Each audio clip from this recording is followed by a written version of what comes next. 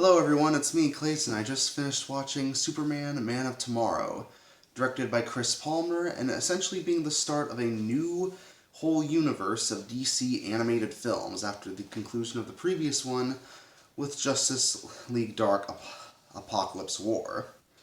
And when it comes to being the first film of a completely new universe for DC animated films, I say this one is actually pretty good, essentially detailing the origins of Clark Kent, aka Superman, again, but this time in a different way that also happens to tie in fan favorite characters like Martian Manhunter and Lobo, while also delivering a really creepy new iteration of the Parasite.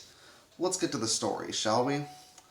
The story is following the early days of Clark Kent when he was still living with John and Martha in their town of Kansas. Yeah, in the state of Kansas, and on that small farming house. We also follow when Clark Kent first meets Lois Lane, who in this universe is a grad student who's able to take down scumbags with her journalistic skills, and when Clark Kent happens to save the world a few times using his powers while keeping his identity a secret, he also runs into bounty hunter Lobo, played by Ryan Hurst, who either wants to take him in for a bounty or just for the hell of it. And he also runs into fellow alien Martian Manhunter, aka John Jones, played by Mike Amandi, and in the process of a fight between Superman and Lobo, a janitor happens to become a terrifying, power-absorbing villain named Parasite, who becomes the main villain of the feature. But that's all I'll say about the story without spoiling anything else, so what do I like about the film? Well, for one thing, the animation. The animation style is actually pretty bright and colorful and does manage to capture what the Superman comics, even the modern day ones, are more about in comparison to, say, the muted colors of Man of Steel. On top of that, I think the voice acting was pretty well done. Mike Amati sounds completely on point as John Jones. Alexandra Daddario actually does manage to deliver the right amount of sass and snarkiness that makes me like those versions of Lois Lane. I think this version of Lois is probably one of my favorites in animated form. But probably the best performance is Ryan Hurst as Lobo. Lobo is a pretty crazy character, and Ryan knows it from the offset. He's hilarious in the role, and he plays Lobo exactly how I'd picture him to be.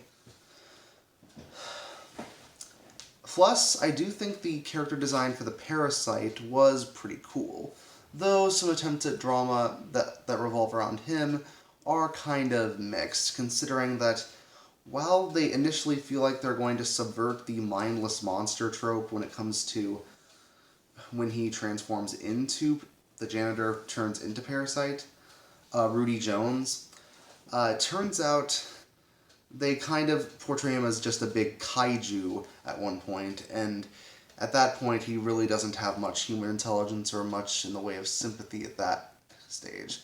Though the kaiju battle between him, Superman, Lobo, John Jones, and even it featuring Lex Luthor by Zachary Quinto, played by Zachary Quinto, that finale is rather fun, worthy of any Superman story in my opinion.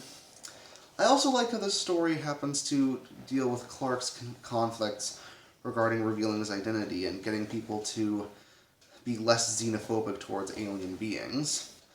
It's actually a pretty interesting way to handle the themes of Superman in a modern context, especially considering this is a movie that takes place more in modern day, as opposed to the time period of the original Superman comics.